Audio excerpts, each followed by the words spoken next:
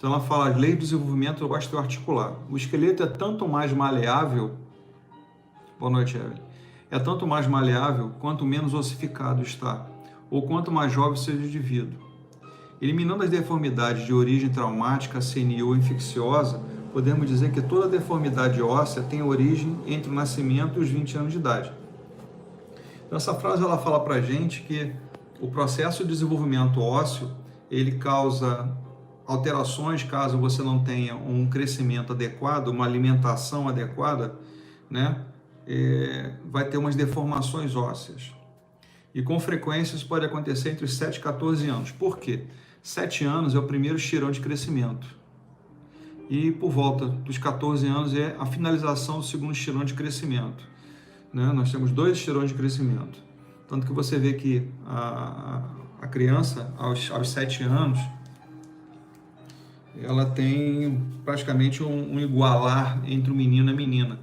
Já aos 14 anos há uma diferença entre meninos e meninas, né? O menino tem uma postura na nível de muscular um pouco mais forte, né? Enquanto que a menina, a formação corpórea dela é diferenciada. Tá? Então, na fase inicial é diferente da fase final dos 2 estirões de crescimento. Sendo que no período de idade, aquele em que a morfologia e a postura se define para o futuro. Então, se você, nesse período, você usou calçados errados, se alimentou errado, fez atividades incorretas, isso você vai levar para a sua vida toda, né? As adequações que você pode ter durante a sua vida. A plasticidade do esqueleto nessa época, por um lado, pode facilitar a má formação, porém, por outro lado, é pela mesma razão a maleabilidade. Favorece a correção. Por isso é necessário tratar na adolescência as alterações que poderão tornar-se ósseas, boa noite, Andressa, tornar-se ósseas e fixas.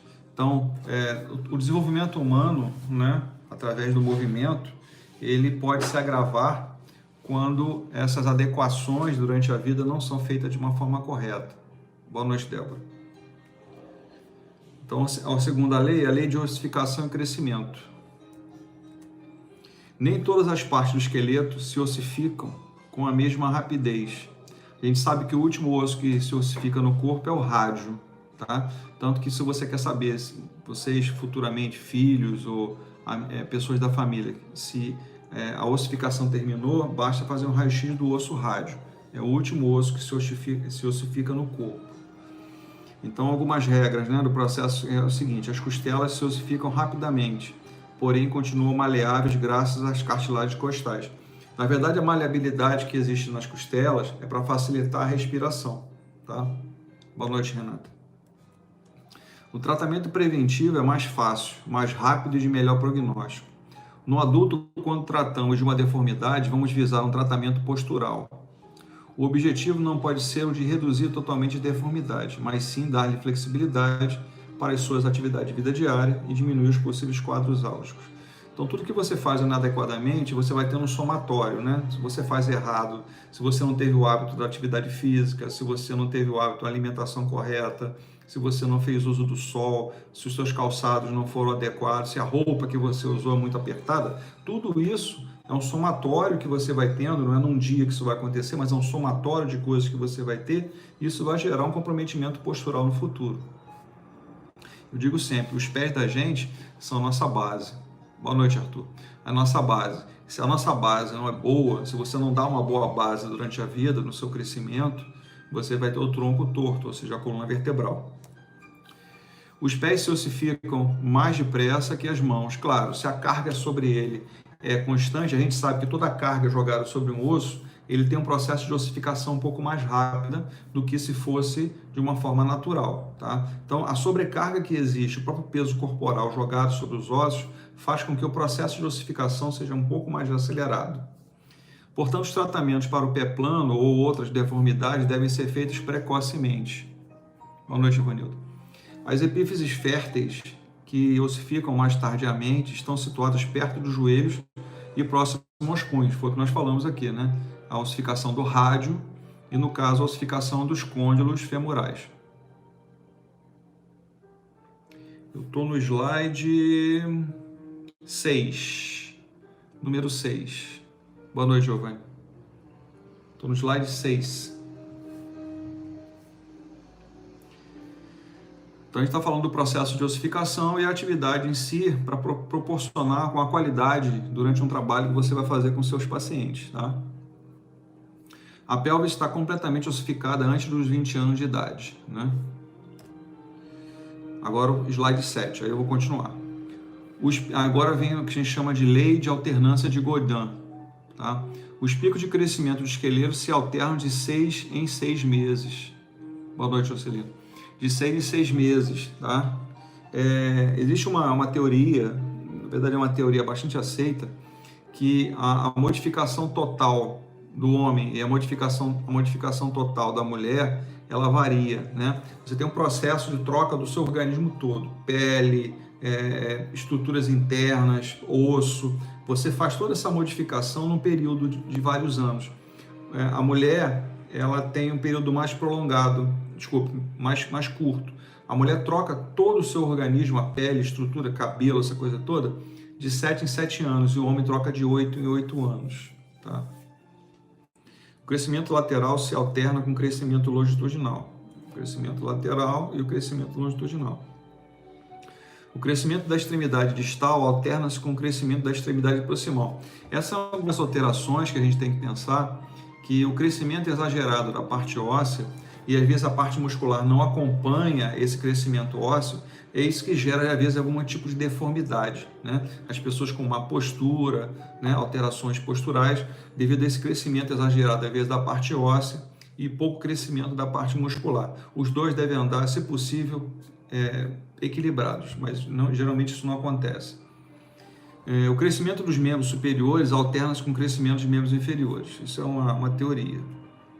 Podemos observar também a alternância lateral entre membros superiores direito e esquerdo, o que pode gerar um desequilíbrio pélvico temporário. Sim, se um dos membros, ele está falando em relação à dismetria. O que é dismetria? Diferença de membros, tá? Se o membro direito for maior em tamanho que o membro esquerdo, e se você for analisar e avaliar cada pessoa, você vai ver que, pelo menos, cada pessoa tem uma diferença aí de meio centímetro, 1 centímetro.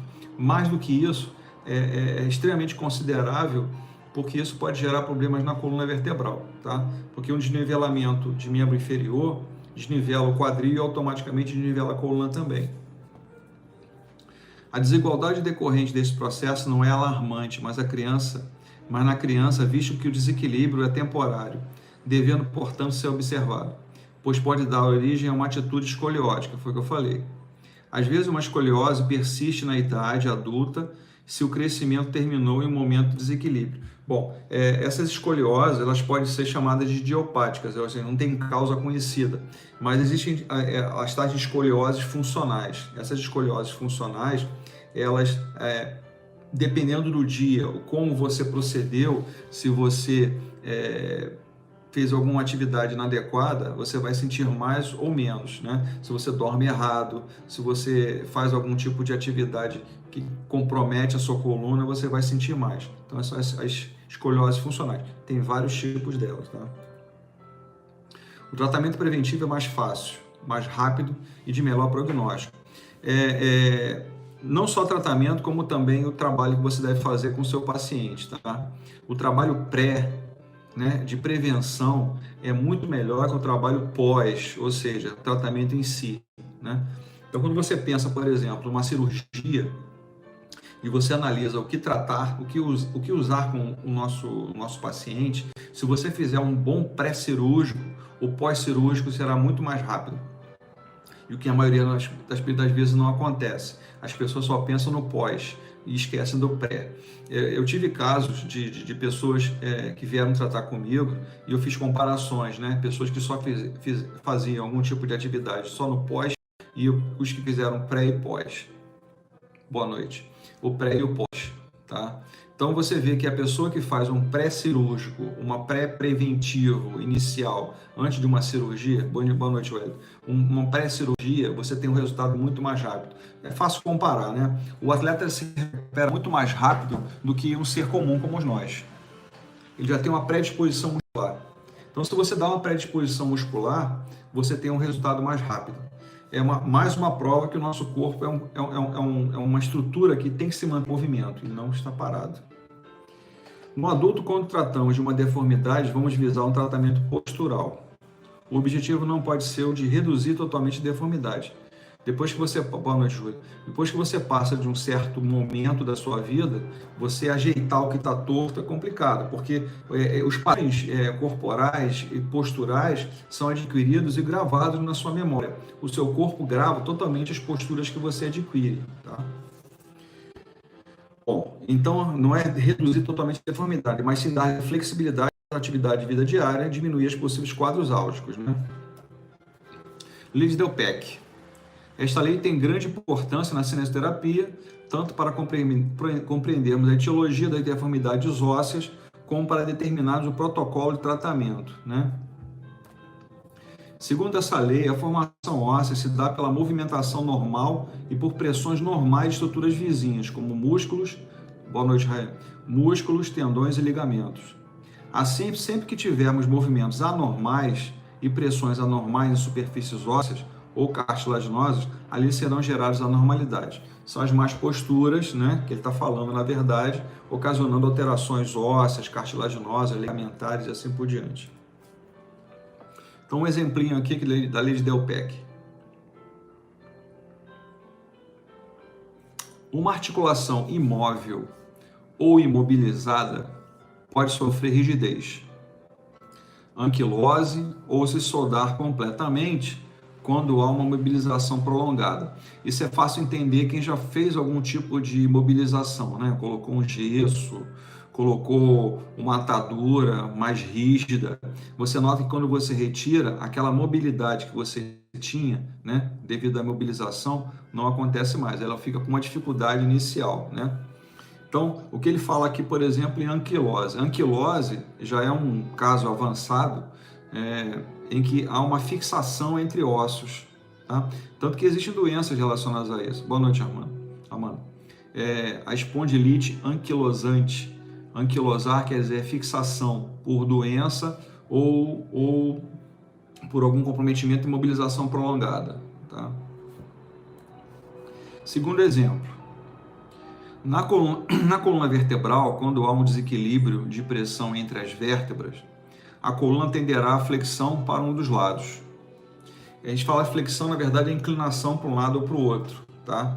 Isso normalmente é fácil de entender, porque a gente tem sempre a predominância de um lado, né? Essa predominância de um lado faz com que haja encurtamentos musculares para esse lado predominante. Se eu sou destro, a tendência é eu cair para o lado direito. Se eu sou sinistro, né, canhoto, a tendência é cair para o lado esquerdo. Esse é o processo de... Eu estou no slide 15. 15, Wellington. Slide 15. Lei de Delpech, segundo exemplo. Então, o processo é sempre o mesmo, independente da curvatura na normal, que pode ser uma convexidade posterior, no caso a cifose, ou seja, a hipercifose, ou anterior lordose acentuada, ou seja, uma hiperlordose, ou lateral, que é a escoliose. Bom, aí a gente entra, devido a essas explicações, de nada, Wellington. Devido a essas explicações, nós começamos a falar de uma forma mais específica, né? Nós falamos de uma forma mais rápida, agora uma forma mais específica, sobre os exercícios terapêuticos, da forma passiva, ativa, ativa assistida, resistido e o alongamento passivo e ativo, tá? Então, o que na definição é o exercício passivo? É o exercício no qual não há contração muscular voluntária e é produzido por uma força externa. Quem é a força externa? Somos nós, tá? É realizado pelo terapeuta, mas este deve fazer sempre uma solicitação verbal ao paciente para que ele não, já coloquei o não bem grande de propósito, não contraia o músculo, por isso que ele é passivo, tá? Passividade não é que ele tenha que ter movimento, o movimento que nós é que realizamos. Então, por exemplo, após a retirada de uma mobilização, o exercício passivo é bem considerável para se fazer. Você pode fazer um auto passivo, por exemplo, a pessoa foi acometida por um AVC e ela está com uma deficiência, né, neurológica de um dos lados do corpo. Você não pode, com o membro sadio, fazer movimentos com o membro lesionado? Claro que pode, tá? E é um tipo de passivo, só que é um auto passivo. Você mesmo está praticando em você. Indicações de exercício passivo: obter relaxamento ou estimulação muscular ou mesmo alongamento. músculos de grau de força 0 e 1, tá? Para manter a mobilidade articular já existente, como em pacientes em UTI, comatosos, hemiplégicos ou articulações dolorosas, tá? Quer dizer, no caso do paciente UTI, o paciente está em coma, por exemplo, né? O comatoso aqui. O hemiplégico acabou de sofrer uma lesão central. E as articulações dolorosas, aquelas que você tem um limite articular, né? Em que você vai chegar até aquele limite articular sem causar dor alguma. Outras indicações, para evitar retrações e contraturas, para manter a elasticidade dos músculos, para atender às necessidades circulatórias. Só um instantinho aqui.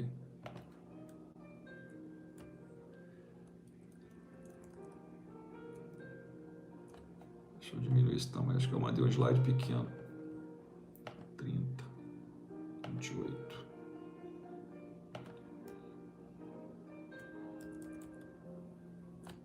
Tá.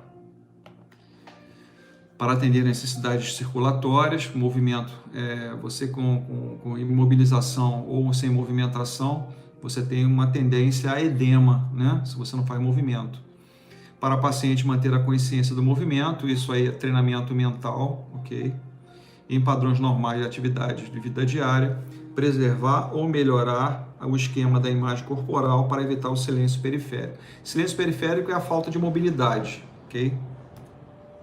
Outras indicações, para o paciente manter a consciência do movimento em padrões normais, né? O treinamento mental, a reserva biológica que você grava com os movimentos que você executa, aquilo que você aprende, você não esquece, tá? Os movimentos, você pode notar, o que você faz é exatamente o que seu pai faz, ou que sua mãe faz. A forma de andar, a forma de conduzir, a forma de fazer alguns movimentos é exatamente a mesma forma que alguém da sua família faz, geralmente pai ou mãe. Preservar ou melhorar o esquema e a imagem corporal, é exatamente isso. O movimento passivo não serve para prevenir a atrofia muscular, porque ele não tem carga, você não está utilizando uma resistência para fazer o movimento. Aumentar a força muscular, é o mesmo caso. Atender necessidades circulatórias também com uma contração ativa. Não é. Algumas contraindicações.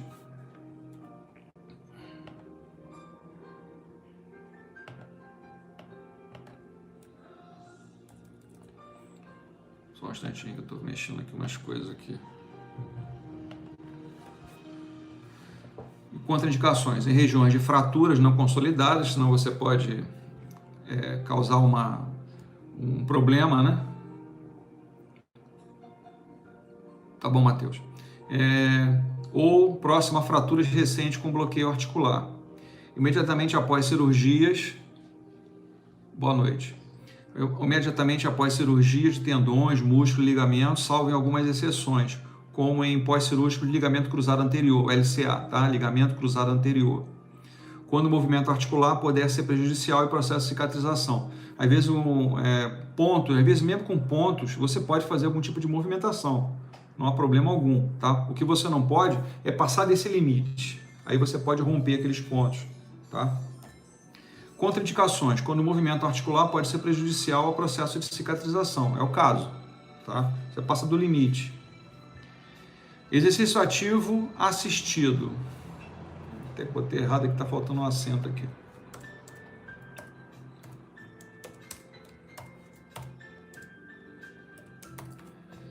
É o exercício no qual o paciente realiza o movimento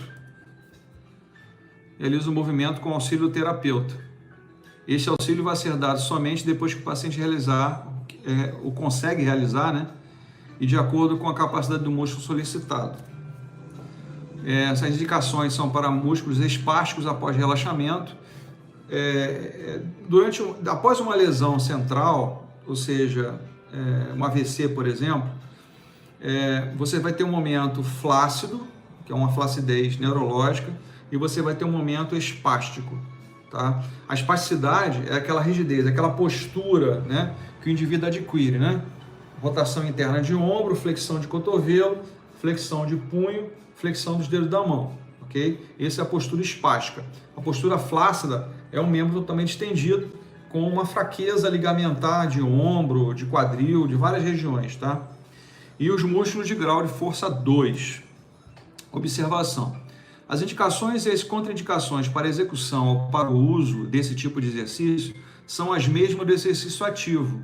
Além das já citadas, vamos considerar que sempre haverá alguma limitação, então o paciente necessitará de auxílio. Na verdade, o exercício ativo assistido, ele já começa a acompanhar o movimento, fazendo não com força, mas ele já acompanha, você sente ele movimentando a parte muscular. Agora, o ativo é um movimento livre de um segmento produzido por uma contração ativa e voluntária, tá? Contração voluntária, sistema nervoso central. O paciente executa o exercício sozinho, porém com uma supervisão do terapeuta. Então eu quero fazer, por exemplo, uma extensão do meu cotovelo com uma flexão máxima do meu ombro, tá? Uma flexão máxima do meu ombro. Isso aqui é um movimento ativo livre. Eu estou fazendo movimentos, né? Flexão, extensão dos dedos é movimento ativo livre, é exercício ativo livre, tá? Quando eu coloco uma carga, se eu colocasse um elástico aqui, por exemplo, já não seria mais ativo livre, né? Ativo livre, seria ativo resistido. Indicações: manter ou aumentar a amplitude de movimento, começar a desenvolver força muscular, quando o paciente está apto a contrair ativamente o músculo e mover o segmento. Quando você notar que dentro de um CTI, o paciente com exercício ativo livre, ele consegue realizar, ótimo. No dia seguinte não teve nenhum tipo de dor muscular, melhor ainda, tá? Ele pode fazer, nem que seja 3, 4, 5 movimentos, mas é que ele faça movimento, tá? Mas nós começamos inicialmente, se possível, com exercício passivo, depois passamos para o ativo assistido, depois para o ativo livre. Mas se ele já conseguir fazer o ativo livre, melhor ainda. Recuperação mais rápida. Indicações: desenvolver a coordenação motora para alcançar as mesmas metas do exercício passivo e ainda obter contração muscular. Também serve para manter a elasticidade e contratividade dos músculos, para melhorar a circulação sanguínea, o retorno venoso e para os músculos que tenham grau 3 ou 4, quer dizer, ele já tem mobilidade, mas ainda não está fazendo resistência. Indicações: melhorar a circulação sanguínea, o retorno venoso para músculos de grau 3 e 4. Eu acho que até agora nenhuma dúvida, está tranquilo. O movimento ativo não serve para aumentar a força muscular e o músculo já forte, não é. Manter o trofismo em grupos musculares bastante fortes. Então vamos lá, aquelas academias que tem nas praças são ativos livres. Alguém discorda? Aquelas praças que tem aquele monte de aparelho, os aparelhos ali são ativos livres.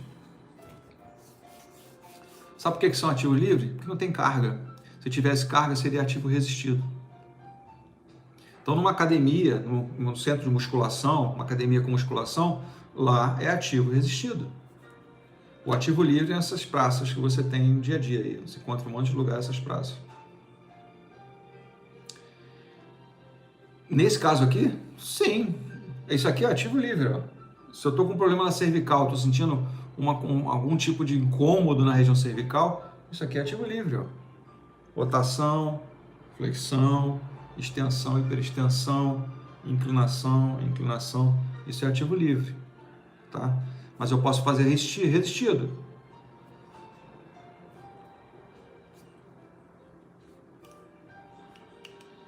Isso aqui é resistido, estou dando uma resistência, estou causando uma resistência, ok?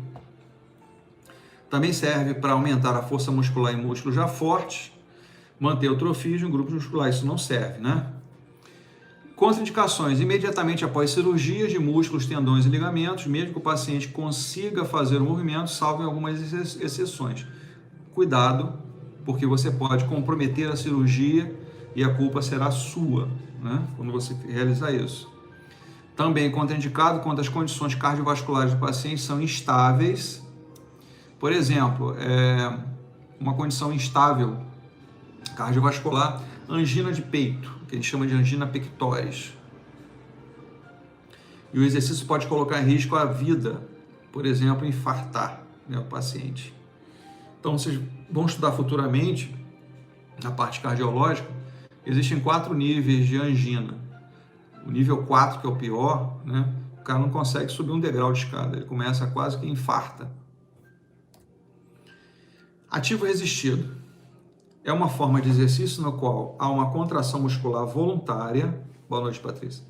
uma contração muscular voluntária estática ou dinâmica, né? Quando a gente fala estática, pode ser isometria, entrando aqui nesse bolo, tá? E a dinâmica, na musculação, um agachamento, uma flexão, extensão de braços, é força dinâmica, é um exercício dinâmico. E é resistida por uma força externa manual mecânica. Então, manual, mecânica, uma carga. Esta força externa vai ser aplicada de acordo com o potencial do músculo, tá? Isso depende da nossa aula passada, né? O potencial do músculo é feito através daqueles cálculos que a gente realizou, ok? Exercício de resistência manual é o tipo de exercício ativo no qual a resistência é feita pelo terapeuta. Quero fazer uma flexão dos meus dedos. Eu coloco uma resistência até chegar ao limite, eu libero o movimento. Boa noite, Kelly. Esta resistência não pode ser medida quantitativamente. Cada um tem uma forma de causar uma resistência, né? A força que você empreende sobre essa resistência é de cada um. É limitada pela força do terapeuta. Isso depende de cada um. Boa noite, Kelly. Exercício com resistência mecânica. É o exercício ativo no qual a resistência é aplicada com equipamentos ou aparelhos. Quando você pega um halterzinho de mão, por exemplo, quando você pega uma anilha e coloca numa barra, eu estou fazendo exercícios com resistência mecânica, né? Quando eu coloco um elástico e faço um movimento contra o elástico, contra uma força elástica, eu estou usando uma resistência mecânica. A resistência pode ser medida quantitativamente e aumentar com a evolução, a necessidade, ou seja, a carga sendo elevada.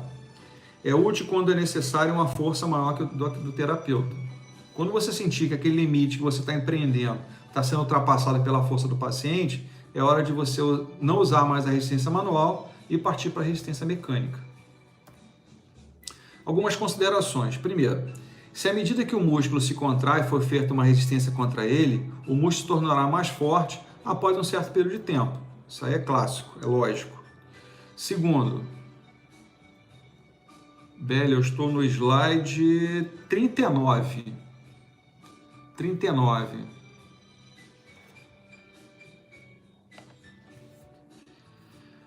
Um amigo aí está perguntando sobre dor muscular. Dor muscular é pelo excesso. Dor muscular é lesão, tá? Quando você sente dor durante o movimento, é lesão. Dor muscular não faz bem, não é aconselhável.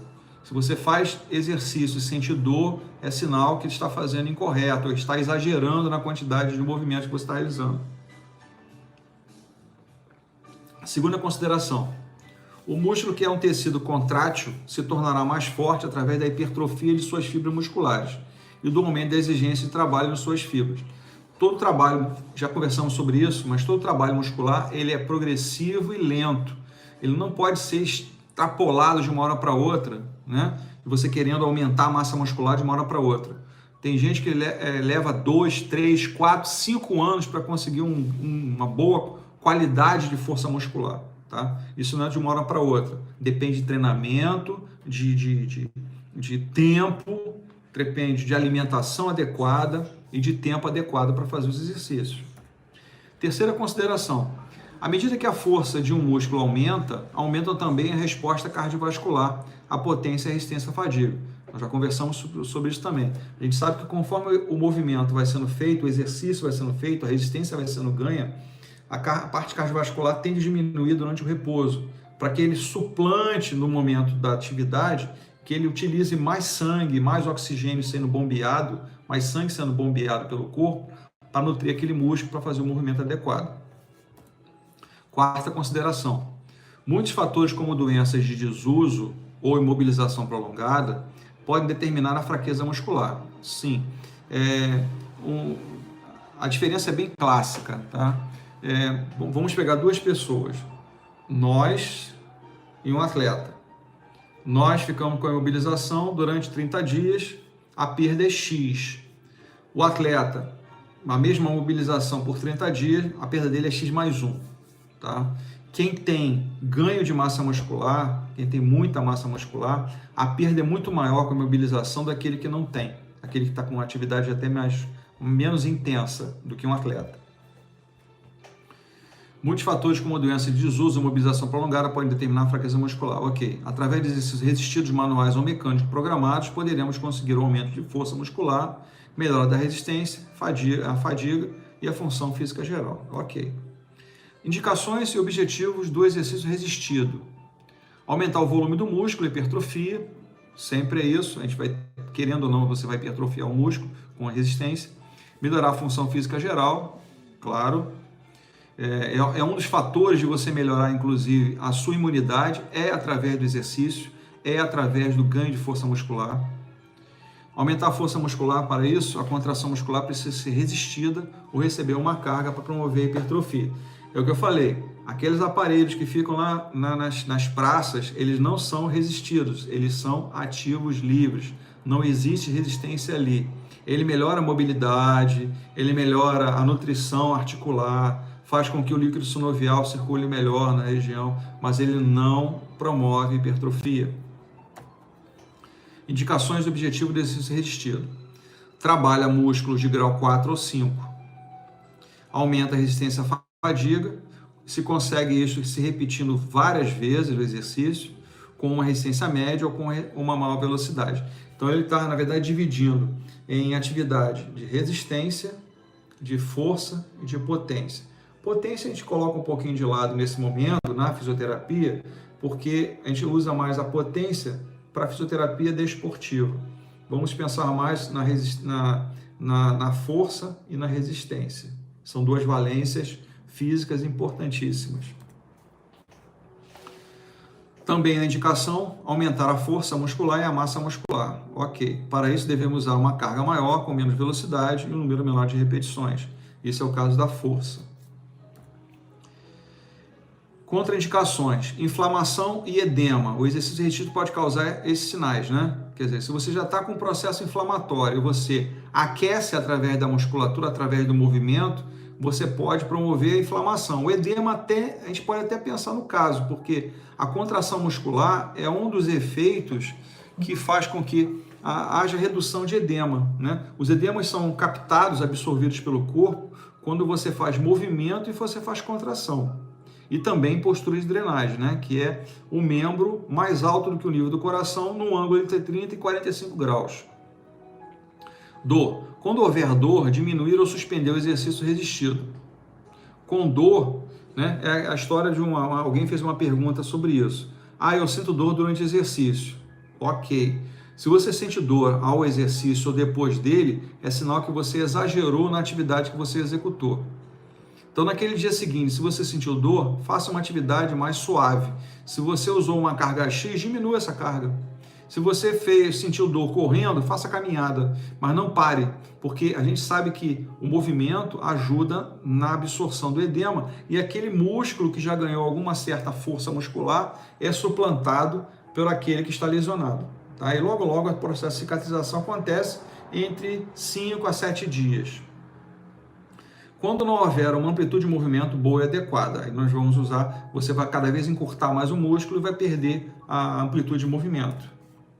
Precauções. Evitar a manobra de Valsalva. A manobra de Valsalva nada mais é do que o exercício em apneia. Quando você faz exercício, você bloqueia a respiração, você aumenta a pressão interna. E isso diminui a oxigenação para o cérebro. Você pode vir até a causar aí um desmaio. Tá? Orientar para cantar, contar, respirar. Por isso que eu falo sempre, qual é a melhor respiração do exercício? A normal. Tá? A normal. Respira naturalmente. Precauções. Prevenir movimentos substitutivos, ou seja, aqueles movimentos compensatórios, que o pessoal chama vulgarmente de roubar o movimento. Quando houver bloqueio articular ou músculos fracos, o paciente tentará realizar movimento indesejado, na verdade, como lhe for possível. Tipo de exercícios resistidos, do isotônico. Nós sabemos que o isotônico é dividido em dois momentos, né? O isotônico concêntrico e o excêntrico. O concêntrico é a carga sendo elevada contra a ação da gravidade.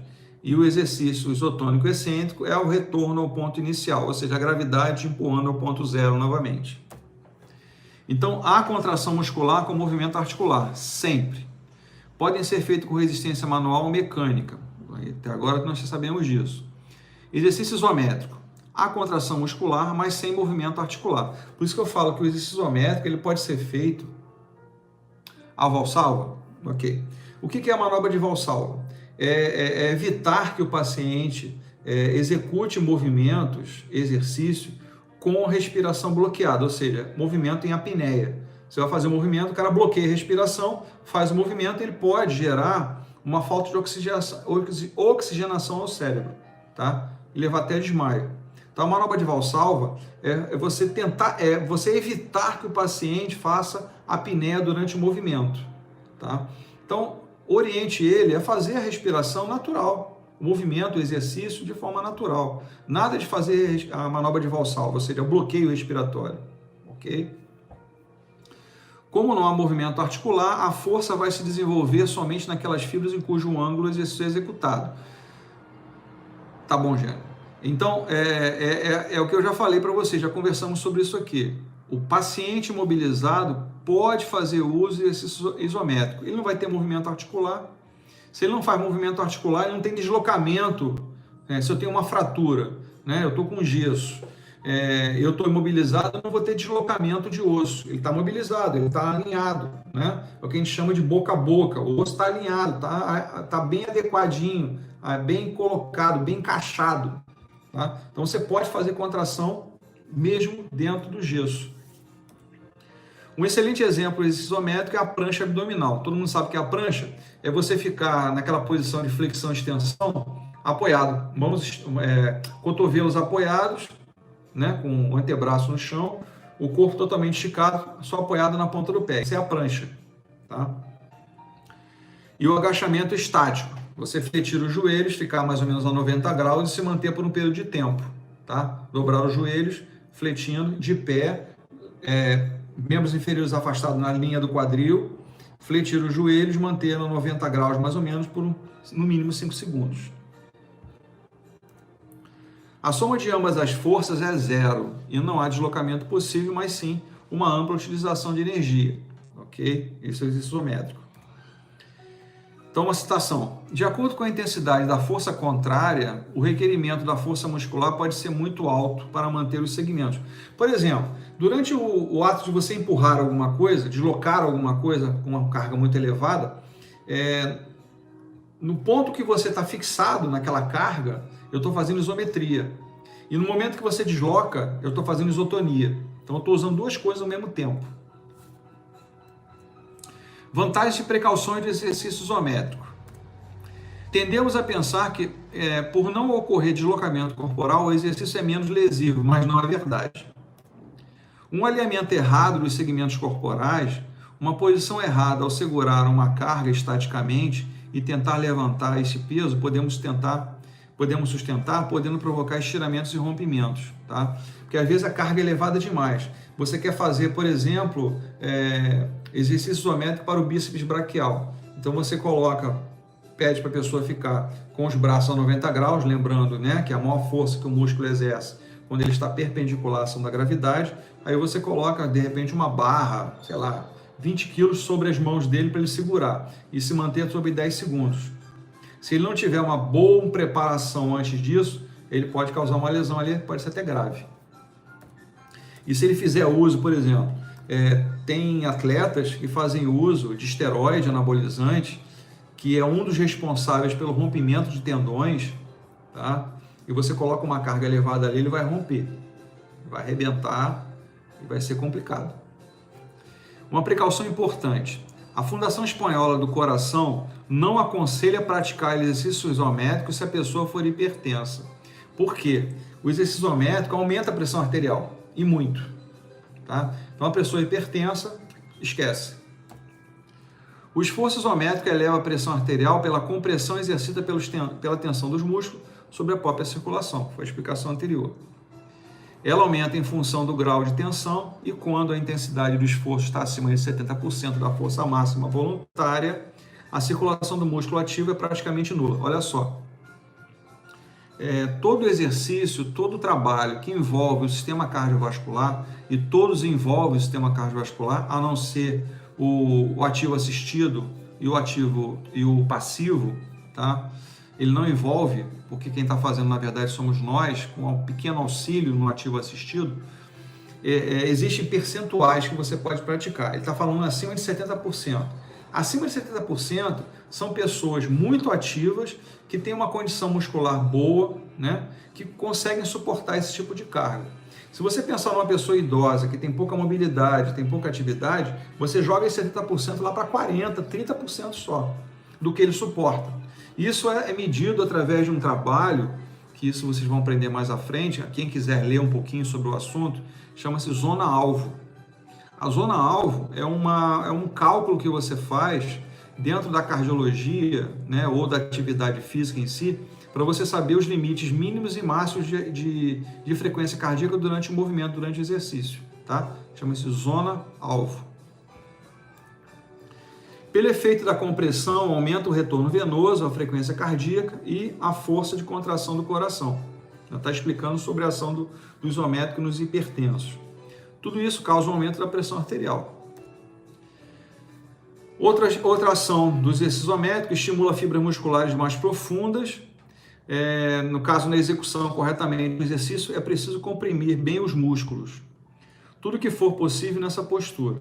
Até que mesmo esses que normalmente passam desapercebidos. Às vezes, você muda a atividade com o paciente, usando somente o isométrico, ele vai sentir, tá? Todo trabalho muscular em que você muda, às vezes, a forma e o tipo de fibra muscular que você está querendo usar, há uma sensação de mudança e ele pode sentir dor muscular no dia seguinte.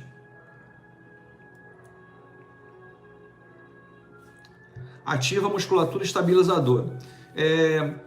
O trapézio seria uma musculatura estabilizadora? Essa é uma pergunta. O nome é diferente aqui. O trapézio seria um músculo estabilizador? O que seria um músculo estabilizador? Quem sabe a resposta? Não chuta, pensa. O que seria um músculo estabilizador?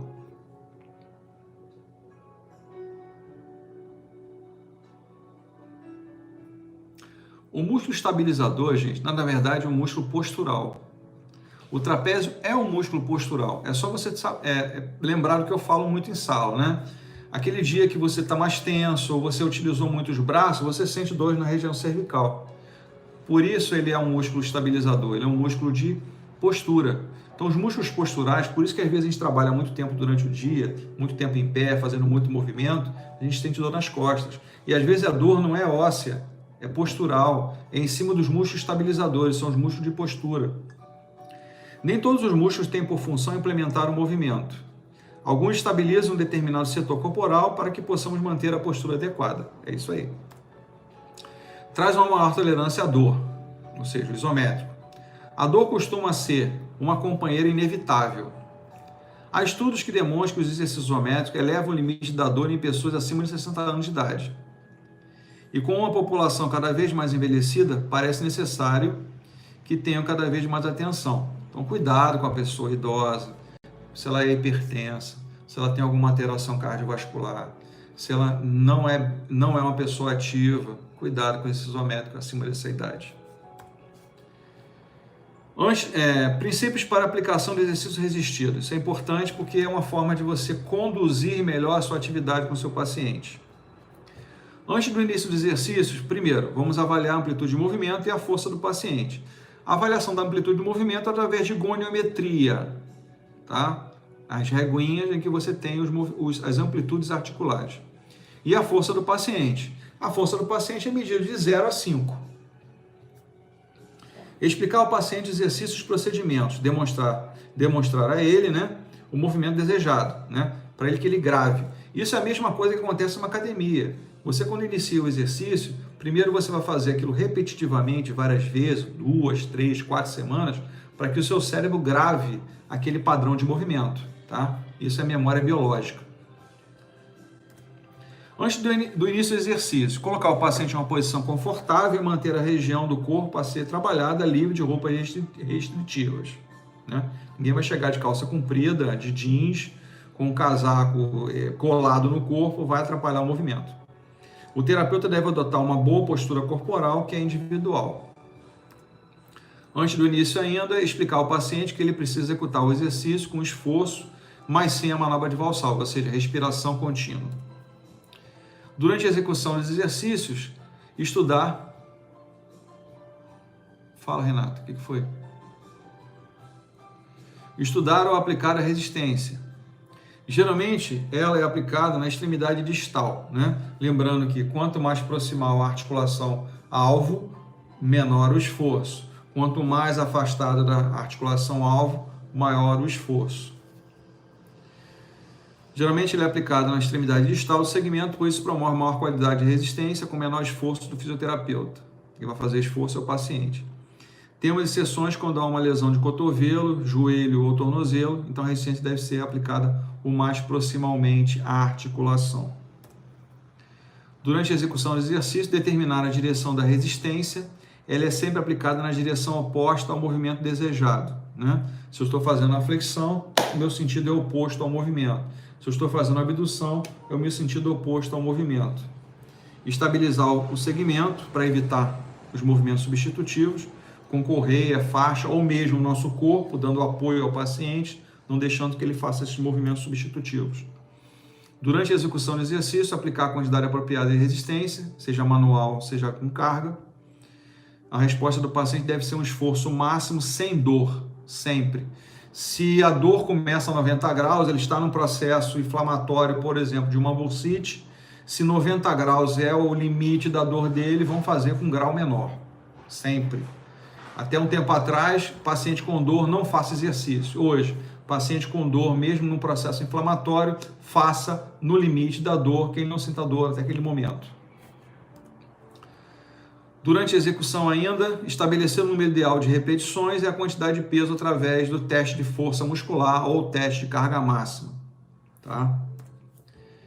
Realizar repetições adicionais somente após um período adequado de repouso muscular. Essas repetições adequadas, você vai vendo como é que ele está ganhando resistência gradativa. De uma série você pode passar para 2, para 3, para 4, depende do seu objetivo com aquele paciente. Trocar o local de aplicação de resistência ou mesmo diminuir a quantidade de resistência. Ou seja, você trabalhar ou com carga elevada, pouca repetição, ou com carga baixa e muita repetição. O paciente não estiver conseguindo amplitude de movimento total, sinal que você está exagerando na carga com ele. O local de aplicação de resistência for doloroso. Ocorrer tremor muscular ou movimentos substitutivos. Quantas vezes você com atividade física, você chegou em casa todo cheio de tremores? É sinal que houve um exagero. Tá? Alongamento. Definição. É uma manobra terapêutica usada para alongar a estrutura de tecido conectivo. Na verdade, estirar, tá? Tecido conectivo encurtado patologicamente e assim aumentar a amplitude de movimento. Estruturas que podem sofrer encurtamento e precisar de alongamento. Tecido conectivo. Por exemplo, o paciente foi acometido por um problema, foi levado para uma cirurgia, foi colocado ali tem uma cicatriz e aquele tecido ali está inelástico, né? A cicatriz torna-se um tecido fibroso e inelástico. Você pode trabalhar em cima da cicatriz, melhorando esse tecido conectivo, tá? Evitando que haja um invaginamento dessa fixação desse tecido conectivo. O músculo, os músculos, ligamentos, tendões e a pele devem ser trabalhados. Você vê que nós chamamos de reserva de pele. Nas regiões articulares, as regiões, a pele é mais maleável, é mais elástica, né? Se ela fosse rígida, qualquer movimento de maior amplitude você romperia. O alongamento passivo ocorre quando o paciente está relaxado e uma força externa é aplicada para alongar um tecido encurtado. Ocorre quando, por exemplo, vou dizer que tem alguém fazendo um exercício comigo. Eu quero alongar o grande dorsal, né? Alguém me segura, né? Me dá um apoio, não deixa que eu faça um movimento substitutivo, segura no meu cotovelo e faz uma inclinação desse braço no sentido, ou seja, uma adução desse braço no sentido do outro braço. E mantém aqui por um período 6 segundos, 10 segundos, não mais do que 30 segundos. Ok? Flexibilidade. Já sabemos, já lembrado anteriormente, que a flexibilidade geralmente é algo nato, tá? Mas ela pode ser melhorada. É a capacidade de um músculo de relaxar e ceder à força de um alongamento. É o excesso, tá? Ele passa além. A flexibilidade é além do alongamento. Exercícios de flexibilidade são exercícios de alongamento elaborados para aumentar a amplitude de movimento. É além disso. Retração é uma leve diminuição no comprimento dos tecidos moles. Uma cicatriz é um exemplo bem clássico disso aqui. Ocorre um enrijecimento do músculo ou no tecido conectivo antes que o paciente possa alcançar a amplitude de movimento completa. Então você sente às vezes que uma cicatriz, quando você tenta fazer aquela amplitude máxima, ela quase que é um elástico prendendo, é um elástico enrijecido, que não deixa você chegar ao limite. Então ele dá um exemplo aqui, os isquiotibiais. O que é uma contratura? É uma diminuição acentuada no comprimento de tecidos moles, ou é um bloqueio articular levando à perda de amplitude de movimento. Isso é uma lesão, tá? Exemplo, com uma contratura e inflexão de cotovelo, o paciente não pode estender completamente o cotovelo. Ele retém, ele diminui, ele encurta. Causa da diminuição da amplitude de movimento.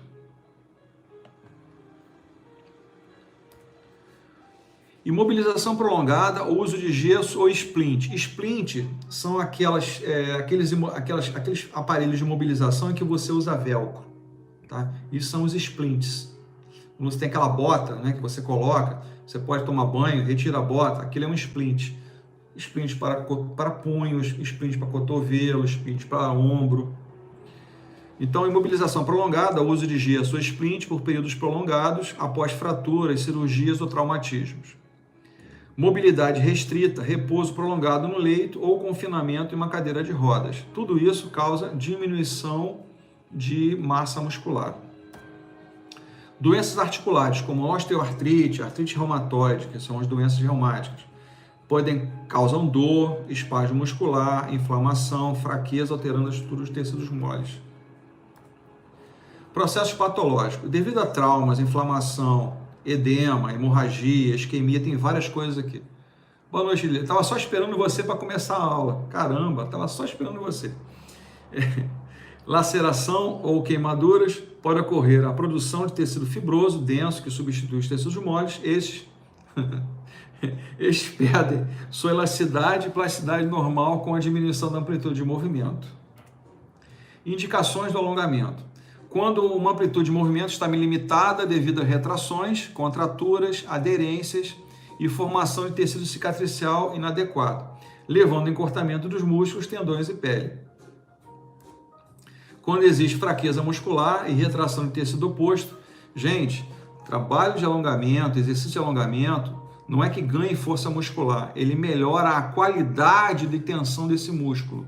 Ele vai ajudar, tá, a até prevenir lesões futuras e vai ajudar na fase de aquecimento, prevenindo, né, aquecendo também aquele músculo para a atividade que você vai executar, tá?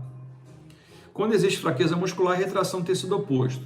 Porém, os músculos retraídos devem ser alongados antes de se fazer o fortalecimento dos músculos fracos, sempre que limitações venham interferir nas amplitudes de vida diária, nas atividades de vida diária. Contraindicações do alongamento.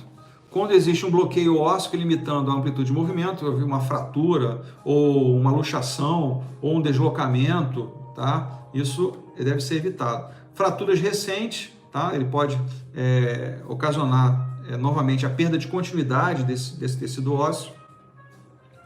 Quando houver processo inflamatório agudo, infeccioso, com dor, calor, rubor nas articulações próximas, ou mesmo dificuldade de movimentação. Então, é um fator inflamatório aqui influindo no alongamento. Sempre que o paciente referir dor aguda durante ou após movimentos articulares forçados por alongamento. Ainda nas contraindicações, quando se observar hematomas ou outro sinal de trauma nos tecidos. Como é um exercício, é um trabalho muscular, o alongamento, se você tem um hematoma local e você faz algum tipo de trabalho muscular, mesmo que seja o alongamento, você vai fazer com que esse hematoma aumente. Quando as contraturas de tecidos moles encurtados estiverem dando uma estabilidade articular maior que a normal, ou quando as contraturas ou tecidos moles encurtados forem a base para aumentar habilidades funcionais ou atividade de vida diária, particularmente em pacientes com paralisia ou fraqueza muscular grave. Exemplo, paraplégicos com hiperlordose e equilíbrio para sentar. Isso, em vez de ser um benefício, vai ser um prejuízo tremendo e você vai piorar a postura dessa pessoa. Se ele é um paraplégico, ele não tem uma resposta adequada já a nível de região lombar, você vai fazer uma atividade, você vai piorar o caso, tá? Você não vai ter uma resposta boa, isso vai piorar o caso. Procedimentos para avaliação do alongamento passivo. Então vamos lá. O terapeuta aplica a força externa e controla a direção. Foi o que eu fiz agora há pouco em relação ao meu braço. A velocidade, a intensidade, a duração do alongamento. O alongamento ideal é entre 6 segundos e no máximo 30 segundos. Eu queria que vocês lessem em casa sobre o reflexo de estiramento.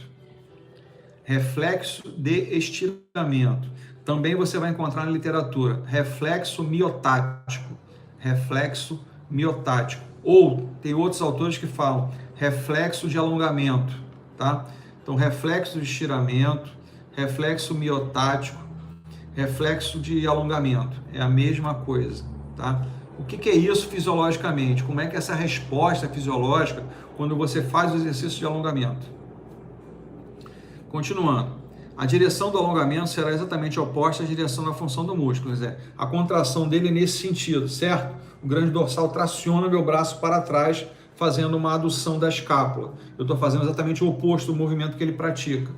Quando eu, por exemplo, estou querendo alongar o tríceps na extensão, se eu faço flexão, eu estou alongando o tríceps. Se eu quero, por exemplo, fazer o alongamento do bíceps, e eu estou trabalhando, na verdade, com extensão do cotovelo. Eu estou trabalhando exatamente na ação oposta desse músculo. Os tecidos são alongados além do seu comprimento em repouso, e essa técnica não deve ser confundida com exercícios passivos, que trabalham apenas a amplitude de movimento. É totalmente diferente. O exercício passivo eu tenho movimentação. Eu vou movimentar o membro, a articulação do paciente. Aí não, eu estou mantendo durante um período de tempo. A força de alongamento geralmente é aplicada entre 5 a 30 segundos, repetida várias vezes. Eu posso fazer o alongamento, por exemplo, do meu punho. 5 segundos, vou para o esquerdo. 5 segundos, vou para o direito. 5 segundos, eu posso repetir várias vezes. O que eu não posso ultrapassar são os 30 segundos.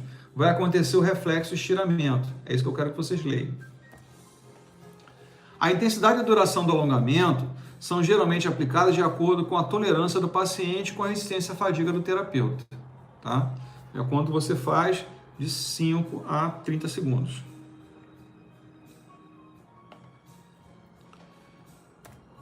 Um alongamento... 5 segundos é um alongamento. Se eu ficar aqui, ó. 1, 2, 3, 4, 5. Alonguei. Ou no meu outro punho. 1, 2, 3, 4, 5. Alonguei, 5 segundos. Até 30. Agora, você viu o cara na rua, né? O cara faz alongamento, já sai fazendo movimento, já faz exercício, né? Faz o alongamento do quadríceps, dos isquiotibiais, 2, 3 segundos, já sai andando. Tá alongando nada. Enrola, baby. Tá? Um alongamento manual de baixa intensidade aplicado por maior tempo será mais confortável e mais tolerável para paciente pouco frequente. A aplicação de calor prévio ao alongamento aumenta a temperatura do tecido e aumenta a extensibilidade, relaxa melhor. Tá? Se você vê que é uma pessoa que tem uma rigidez, né, de alongamento, você pode trabalhar ali uma toalha úmida, quente, você pode trabalhar com infravermelho e depois trabalhar o alongamento. Pode ser feito? Pode. Explicar ao paciente os objetivos do alongamento e se certificar se ele compreendeu. Deixe a área para ser alongada livre, com roupas restritivas, faixas, splints. Isso vai só atrapalhar. Verificar qual é a amplitude de movimento da articulação contralateral, pois pode ser que a amplitude de movimento desse indivíduo já fosse diminuída antes mesmo da lesão. Então você pode fazer, numa avaliação, faz a amplitude dele, marca uma régua, marca alguma coisa. Existem vários testes que você pode pesquisar, existem vários testes que você faz para o flexi-teste, por exemplo, é uma avaliação para alongamento, é bastante interessante, tem vários ângulos, e através desses ângulos você pode dar um grau para a articulação de cada articulação do corpo. Segure firmemente sem incomodar o paciente e use superfícies maiores das mãos para aplicar a força do alongamento. Preferência de palma da mão. Se necessário, use toalhas nas regiões onde há pouco tecido subcutâneo, sobre superfícies ósseas ou ainda a sensibilidade estiver reduzida. Aplique a força do alongamento de maneira delicada e lenta. Leve a articulação até o ponto de restrição ou bloqueio. Quer dizer, você tem um limite, né? Meu limite é aqui. Eu vou no limite e fico. Eu vou no limite e fico. Tá? Me mantenho aqui nesse limite. Não passo. Se eu passar, aí já é flexibilidade. Eu não quero flexibilidade, eu quero alongamento. Evite o alongamento com movimentos balísticos. Movimento balístico. Com insistência, pois isso pode causar lesões articulares, microtraumas, e vai causar um reflexo estiramento, determinando contração reflexa do músculo e sendo alongado. Quer dizer, no momento que eu faço isso, esse movimento balístico, eu tenho a contração antagônica. O músculo antagonicamente ele entra em contração. Isso é o reflexo estiramento. Não se consegue ganhar amplitude completa em apenas uma sessão ou duas.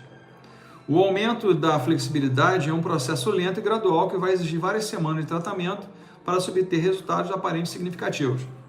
Outra coisa importante é entender isso aqui. Você pode trabalhar com um grupo de pessoas somente alongamentos. Não precisa ser uma pessoa doente ou com uma deficiência física. Você pode trabalhar com pessoas sem deficiência física. Por que não montar um grupo de pessoas idosas, né, de terceira idade, e trabalhar só alongamento com eles? Por que não? Aberta a pergunta, gente. Estou aberto a perguntas agora.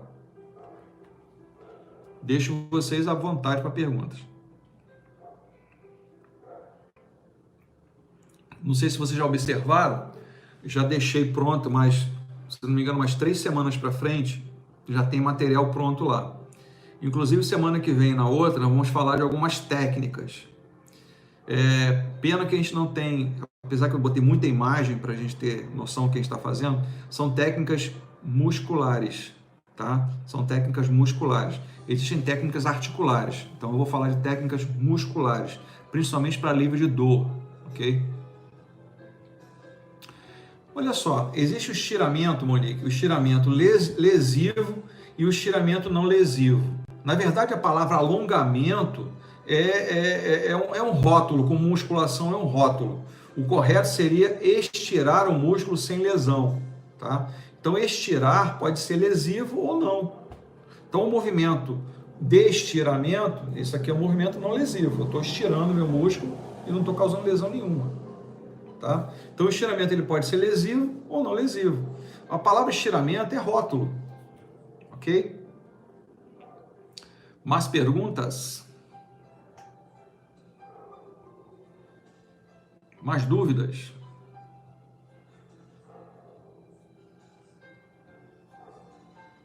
Enquanto isso, estão escutando ao fundo Richard Kleiderman.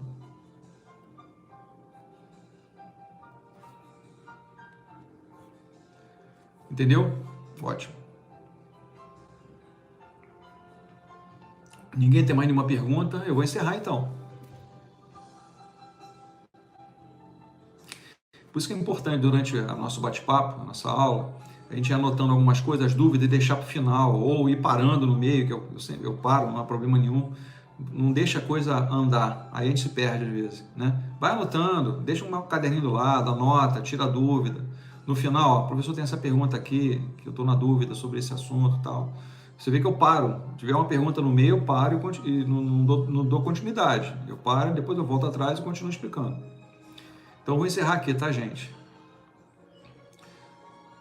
Continuo aberto a qualquer momento. Vocês têm mandado os trabalhos, eu tenho guardado os trabalhos, estou botando dentro de uma pastinha, tá?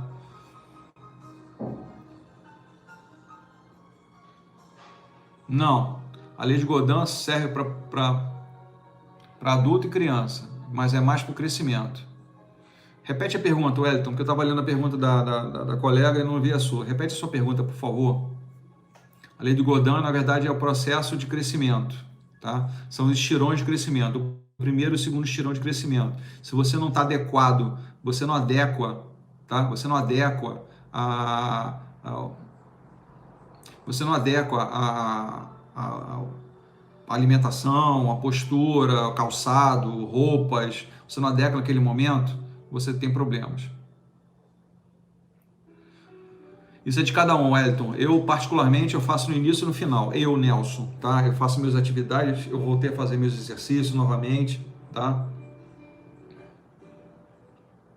Vocês têm período até final desse mês para entregar tudo, tá, gente? Na verdade, tem 3 trabalhos. Prestem atenção que são 3 trabalhos que estão aí por enquanto. Eu vou colocar mais coisa depois, tá? Mas por enquanto tem 3 trabalhos para vocês fazerem. Tem um que é o maior. Você tem que fazer uma coisa bem maior. É quase que uma prescrição, tá? Tem músculo para colocar, tem uma série de coisas. Vocês estão percebendo? Não tem padrão. Na verdade, o alongamento, para quem vai iniciar o exercício, ele é para você, na verdade, aquecer, né? E no final é para prevenir. Então, eu particularmente faço no início e no final. Eu faço no início e no final. Eu faço como aquecimento e no final para dar uma relaxada na musculatura. Ok? Então, gente, eu vou encerrar então. O WhatsApp está ali para fazer perguntas ainda, tá? O portal também é utilizado para isso. Tire suas dúvidas. Eu estou sempre ligado. Qualquer pergunta que seja feita, eu estou sempre respondendo.